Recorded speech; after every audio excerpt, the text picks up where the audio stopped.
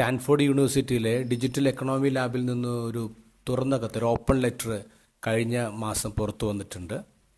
Must act now എന്നാണ് അതിൻ്റെ തലക്കെട്ട്. ലോകത്തുള്ള 200ഓളം വിദഗ്ധരായ മനുഷ്യർ, പ്രശസ്തരായ മനുഷ്യരാണ് ഇതിൽ ഒപ്പുവച്ചിട്ടുള്ളത്. എ ഐയെക്കുറിച്ചുള്ള മുന്നറിയിപ്പാണ് നൽകുന്നത്. എ ഐ മൂലമുണ്ടാകുന്ന കടുത്ത സാമ്പത്തിക ആഘാതം, തൊഴിൽ നഷ്ടങ്ങളെക്കുറിച്ചൊക്കെയാണ് ഇതിലൂടെ മുന്നറിയിപ്പ് നൽകുന്നത്.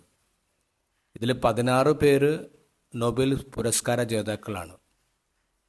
എ ഐയുടെ തലതൊട്ടുപ്പന്മാരെന്നറിയപ്പെടുന്ന യോഷുവ ബെഞ്ചിയോ, യാൻ യുക്കിൻ തുടങ്ങിയവരൊക്കെ ഇതിൽ ഒപ്പുവച്ചിട്ടുണ്ട്.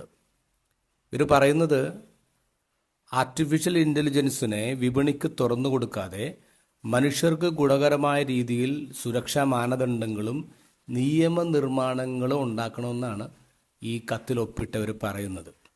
ആവിയന്ത്രം, വൈദ്യുതി, കമ്പ്യൂട്ടർ തുടങ്ങിയ വിപ്ലവങ്ങൾ കടന്നു വന്നപ്പോൾ പതിറ്റാണ്ടുകൾ മനുഷ്യർക്ക് അതുമായിട്ട് പൊരുത്തപ്പെടാൻ സമയം കിട്ടി. പക്ഷേ എ ഐയുടെ കാര്യത്തിൽ അങ്ങനെയല്ല. കുറച്ച് വർഷങ്ങൾക്കുള്ളിൽ വലിയ മാറ്റങ്ങളാണ് ഉണ്ടാകാൻ പോകുന്നത്. അതുകൊണ്ടാണ് ഇതിൻ്റെ അപകടത്തെക്കുറിച്ച് അവർ പറയാം. അല്ല, എ ഐക്ക് എന്താണ് കുഴപ്പം? മനുഷ്യരെക്കാൾ കൂടുതൽ ബുദ്ധി, അവരെക്കാൾ കൂടുതൽ ടാലൻറ്റ്, സ്കില്ല്, അവരെക്കാൾ കൂടുതൽ വേഗത, ഹെൽത്ത് പ്രോബ്ലംസ് ഇല്ല, ഇമോഷണൽ പ്രോബ്ലംസ് ഇല്ല, ടയർഡാവില്ല. പിന്നെ എന്തൊരു കുഴപ്പം? ഇത്രയേ ഉള്ളൂ. ആത്മാവില്ല. എ ഐക്ക് ആത്മാവില്ല. ഇന്നത്തെ ഗോസ്പലിൽ ഈശോ പറയാണ്, ലോകം മുഴുവൻ നേടിയാലും ആത്മാവ് നഷ്ടപ്പെട്ടാൽ അതുകൊണ്ട് എന്ത് പ്രയോജനം? ഒരു മനുഷ്യൻ്റെ മഹത്വം എന്താ?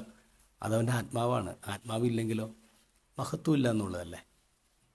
അപ്പോൾ എ ഐയിൽ ആർട്ടിഫിഷ്യൽ എന്ന വാക്കെടുത്ത് മാറ്റിയിട്ട് അതിനെ ആത്മാവിൻ്റെ ഇൻ്റലിജൻസ് എന്നാക്കി മാറ്റണം. അല്ലെങ്കിൽ നമ്മൾ പ്രവേശിച്ചുകൊണ്ടിരിക്കുന്നത് ആത്മാവില്ലാത്ത ഒരു യുഗത്തിലേക്കാണ്.